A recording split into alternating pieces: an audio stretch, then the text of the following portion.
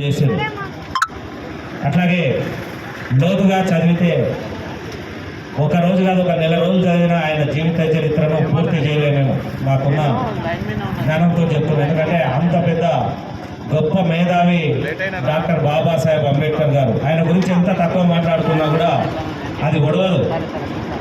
Doctor Babasaheb Ambedkar గారు రచించిన రాజ్యాంగము వలన ఈ దేశము పరిపాలనా వ్యవస్థ నడుస్తున్నది.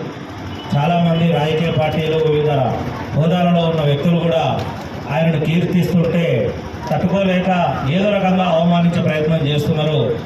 కానీ వాళ్ళకు ప్రజలే అవకాశం వచ్చినప్పుడు బుద్ధి చెప్తారు. ఇందాక మా పరశురామ సార్ గారు ఆయన అమూల్యమైన సందేశం ఇస్తుంటే రాజకీయ పార్టీల నాయకులు వివిధ హోదాలో ఉన్న వ్యక్తులు కూడా ఏ సందర్భంలో అయినా ఏ పార్టీ నాయకుడైనా కూడా ఒక్కోసారి తన కడుపులో ఉన్న విషయాన్ని అప్పుడప్పుడు బయటికి అక్కేస్తుందని చెప్పి ఆయన చెప్పడం జరిగింది. అది ఏదేమైనా ఇది అటువంటి కార్యక్రమం కాదు, మనం అటువంటి మాట్లాడుకోవడానికి వీలు లేదు కాబట్టి చెప్తున్నాను.